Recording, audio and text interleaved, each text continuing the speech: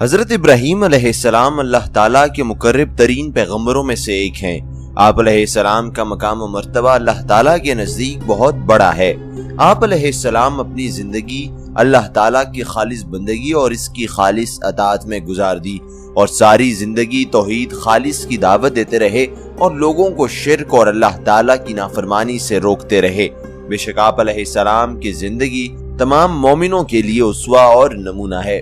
دوستو، حضرت ابراہیم علیہ السلام کی ولادت نمرود بن کنعان کے دور میں ہوئی۔ اس کے بارے میں کہا جاتا ہے کہ وہ انتہائی ظالم اور سنگ دل آدمی تھا۔ اس کا تعلق اس قبیلے سے تھا جس کی طرف حضرت نوح علیہ السلام کو بھیجا گیا تھا۔ 1000 برس تک اس نے بادشاہت کی اور وہ ملعون خدائی کا دعویٰ کرتا تھا۔ ایک روز نمرود تخت پر بیٹھا تھا، تمام لشکر اس کے گرد حاضر تھے۔ تقدیر الہی سے جادوگر اور نجومی سر جھکائے غمناک بیٹھے تھے۔ نمرود نے وجہ پوچھی تو انہوں نے بتایا کہ آسمان میں ایک انتہائی روشن ستارہ نمودار ہوا ہے، اس جیسا نہ پہلے کبھی دیکھا نہ سنا، اور یہ بھی کہا کہ آپ کی رعایا میں سے ایک لڑکا پیدا ہوگا جس کے ہاتھوں آپ کی حکومت جائے گی۔ یہ سن کر پہلے تو نمرود پریشان ہوا اور پھر حکم جاری کر دیا کہ تمام مرد عورتوں سے الگ رہیں اور اس دن کے بعد جو بھی بچہ پیدا ہو اسے قتل کر دیا جائے۔ حضرت ابراہیم علیہ السلام کی ولادت انہی دنوں میں ہوئی، لیکن اللہ پاک نے آپ علیہ السلام کو ظالموں سے محفوظ رکھا۔ نمرود بابل کا بادشاہ تھا۔ علماء کے مطابق جن 4 بادشاہوں نے پوری دنیا پر حکومت کی، نمرود ان میں سے ایک ہے۔ ان 4 میں سے 2 مومن تھے اور 2 کافر۔ مومن ذوالقرنین اور سلیمان علیہ السلام ہے اور کافر نمرود اور بخت نصر ہے۔ نمرود مسلسل 400 سال تک بادشاہ رہا۔ اس نے سرکشی، ظلم اور تکبر کا راستہ اختیار کیا اور آخرت کے بجائے دنیا کا حصول پیش نظر رکھا۔ جب حضرت ابراہیم علیہ السلام نے اسے اللہ وحدہ لا شریک کی عبادت کی دعوت دی تو اس نے جہالت اور گمراہی کی وجہ سے خالق کا انکار کر دیا۔ چنانچہ حضرت ابراہیم علیہ السلام نے اس سے بحث کی، لیکن وہ مردود خدائی کا دعویٰ کرنے لگا۔ دوستو، آج کی اس ویڈیو میں آپ کو حضرت ابراہیم علیہ السلام کی آگ میں ڈالے جانے اور اس کے بعد کے حالات و واقعات کے بارے میں بتاؤں گا، لیکن آپ دوستوں سے گزارش ہے کہ اگر آپ ہمارے چینل پر نئے آئے ہیں یا آپ نے ہمارے چینل کو ابھی تک سبسکرائب نہیں کیا تو ہمارے چینل کو ابھی سبسکرائب کریں، ساتھ میں دکھنے والے بیل آئیکن کو بھی دبا دیں تاکہ ہم جیسے ہی کوئی نئی ویڈیو اپلوڈ کریں آپ تک اس ویڈیو کا نوٹیفیکیشن پہنچ جائے اور آپ بر وقت ہماری ویڈیو سے مستفید ہو جائیں۔ دوستو، بت شکنی کے بعد جب کفار اور حضرت ابراہیم علیہ السلام کے درمیان مکالمہ ہوا تو ہر دلیل کے سامنے کفار لاجواب ہو گئے، کیونکہ جواب میں ان سے کوئی دلیل نہ بن سکی اور انہوں نے سبق لینے کے بجائے وہی رویہ اپنایا جو ہر سرکش اور متکبر شکست کھانے کے بعد اپناتا ہے۔ انہوں نے سوچا کہ آئے دن کی شرمندگی اور ندامت سے نجات حاصل کرنے کا یہی طریقہ ہے کہ حضرت ابراہیم علیہ السلام کو مار ڈالا جائے۔ قوم کے سرداروں نے اس تجویز پر غور کیا اور یہ طے پایا کہ حضرت ابراہیم علیہ السلام کو عام لوگوں کے سامنے سزا دی جائے تاکہ کوئی دوسرا اس قسم کی حرکت نہ کر سکے۔ اللہ پاک نے ان کی بری چال کا ذکر کرتے ہوئے سورہ الصفات میں فرمایا، وہ کہنے لگے کہ اس کے لیے ایک عمارت بناؤ پھر اس کو آگ کے ڈھیر میں ڈال دو۔ غرض انہوں نے اس کے ساتھ ایک چال چلنی چاہی اور ہم نے انہیں ہی زیر کر دیا۔ پھر یوں ہوا کہ پوری قوم کو کہا گیا کہ سب لکڑیاں اکٹھا کرنا اپنا فرض سمجھیں اور ایک میدان میں جمع کرتے جائیں، اور جب کافی تعداد میں لکڑیاں اکٹھی ہو جائیں تو ان میں آگ لگا کر حضرت ابراہیم علیہ السلام کو منجنیق کے ذریعے کسی اونچی جگہ سے اس میں پھینکا جائے تاکہ وہ نکل نہ سکیں اور لوگ عبرت حاصل کریں۔ اس پر سب متفق ہو گئے اور ہر ممکن جگہ سے ایندھن جمع کرنا شروع کر دیا اور بہت دن کرتے رہے۔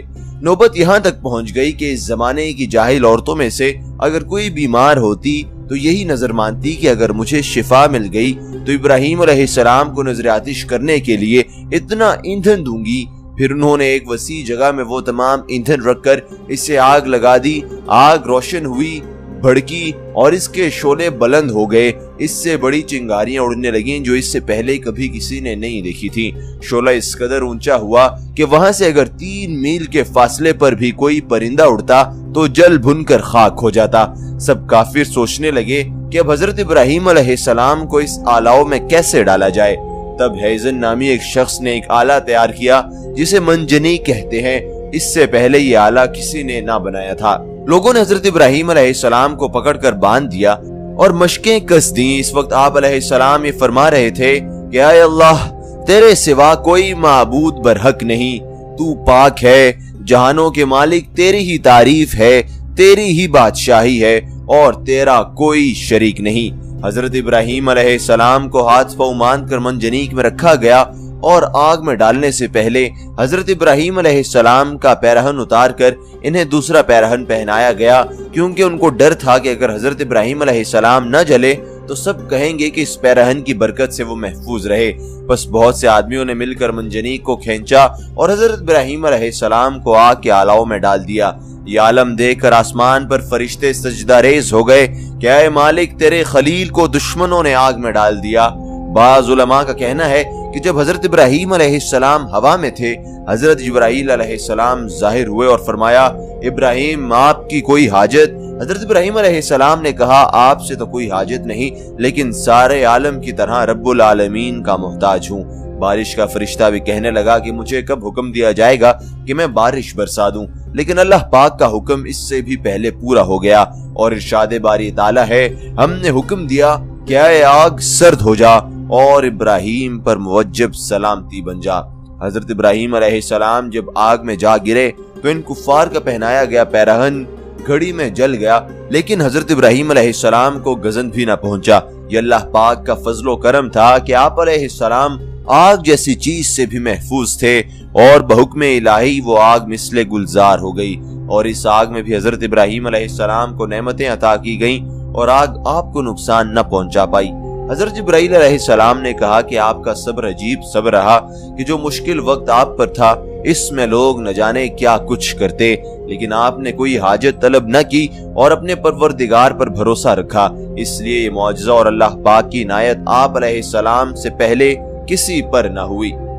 دوستو، راوی کہتے ہیں کہ مسلسل 40 دن آگ کے آلاؤں میں رہنے کے بعد حضرت ابراہیم علیہ السلام باہر آئے اور ان کو ذرہ برابر گزن نہ پہنچا تھا۔ حضرت ابراہیم علیہ السلام نے فرمایا کہ میری زندگی میں کوئی دن اور رات وہاں گزارے ہوئے ایام سے زیادہ خوشگوار نہیں گزری۔ کفار نے حضرت ابراہیم علیہ السلام پر فتح پانا چاہی، لیکن انہیں شکست ہوئی اور بلندی کے شوق میں پستی ان کا نصیب ہوئی، جیسا کہ ارشاد باری تعالیٰ ہے، اور ان لوگوں نے تو ابراہیم کا برا چاہا تھا مگر ہم نے انہی کو نقصان میں ڈال دیا۔ دنیا میں تو خسارہ اور پستی ان کا نصیب ہوئی اور آخرت میں بھی ان کو جہنم کی آگ ہی نصیب ہوگی، جس میں کوئی ٹھنڈک اور سلامتی نہیں، جیسا کہ اللہ پاک کا ارشاد ہے، اور دوزخ ٹھہرنے اور رہنے کی بہت بری جگہ ہے۔ دوستو، تاریخی کتب میں ہے کہ جب حضرت ابراہیم علیہ السلام آگ سے صحیح سلامت واپس آ گئے تو نمرود اور اس کے لوگ بڑے حیران بھی ہوئے اور پریشان بھی۔ اس موقع پہ نمرود نے حضرت ابراہیم علیہ السلام سے کہا، اے ابراہیم، کیا تم نے اپنے اس رب کو دیکھا بھی ہے کہ وہ کون ہے اور کہاں رہتا ہے؟ حضرت ابراہیم علیہ السلام نے کہا، میرا رب تو وہ ہے جو زندہ کرتا ہے اور مارتا ہے۔ نمرود بولا، یہ کیا مشکل ہے، یہ تو میں بھی کر سکتا ہوں۔ اس نے اپنے 2 غلاموں کو دربار میں بلایا، ان میں سے ایک کو قتل کیا اور دوسرے کو چھوڑ دیا، پھر بولا، دیکھو میں نے ایک کو مار دیا اور دوسرے کو زندگی دے دی۔ حضرت ابراہیم علیہ السلام نے اس کی بے وقوفی کی بات سن کر فرمایا، میرا اللہ تو سورج کو مشرق سے نکالتا ہے، تم اسے مغرب سے نکال کر دکھاؤ۔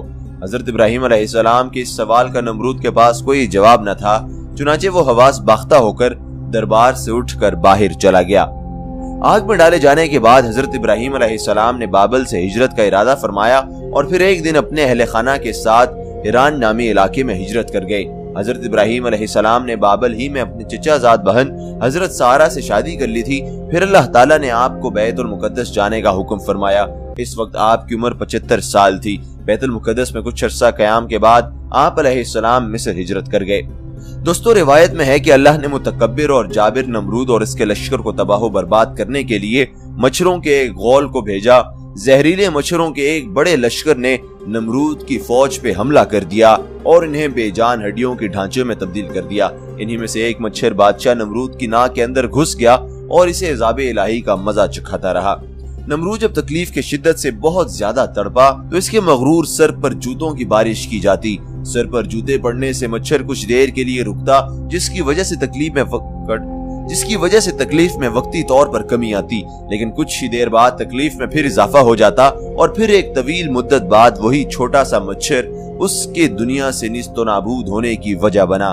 یوں دنیا کے سب سے زیادہ طاقتور اور خدائی کے دعوے دار کی موت دنیا کی انتہائی حقیر और कमजोर चीज से करवा कर अल्लाह ताला ने रहती दुनिया तक मुतकब्बिर और मगरूर इंसानों को सबक दे दिया कि परवरदिगार के फराहम करदा नेमतों पर गरूर और तकब्बुर करना, दूसरों को हकीर समझना अल्लाह को सख्त नापसंद है। दोस्तों, उम्मीद करता हूं कि आज की वीडियो आपको अच्छी लगी होगी और इसमें आपने एक सबक सीखा होगा, और वो सबक है सब्र का, और वो सबक है शुक्र का, कि कैसे हजरत इब्राहीम अलैहिस्सलाम ने इतने मुश्किल वक्त में भी अल्लाह ताला पर भरोसा रखा और यही कहा कि अल्लाह ताला मालिक है, अल्लाह ताला खालिक है, और अल्लाह ताला ही हजरत इब्राहीम अलैहिस्सलाम की इस मुश्किल वक्त में मदद कर सकता है। दोस्तों, अगर आपको ये वीडियो अच्छी लगी तो इसे लाइक जरूर कीजिए, कमेंट सेक्शन में अपनी राय का इजहार करना बिल्कुल ना भूलिए, और इसे ज्यादा से ज्यादा अपने दोस्त अहबाब तक शेयर कीजिए ताकि इस पैगाम को हम ज्यादा से ज्यादा आगे पहुंचा सकें। अगर आपने अभी तक हमारे YouTube चैनल को सब्सक्राइब नहीं किया तो इसे अभी सब्सक्राइब करें और साथ में दिखने वाले बेल आइकॉन को भी दबा दें ताकि हम जैसे ही कोई नई वीडियो अपलोड करें आपको बर वक्त उस वीडियो की नोटिफिकेशन पहुंच जाए। दोस्तों, आज की वीडियो में बस इतना ही। इंशाअल्लाह आपसे मुलाकात होगी एक और वीडियो में। तब तक के लिए दीजिए इजाजत। अल्लाह हाफिज।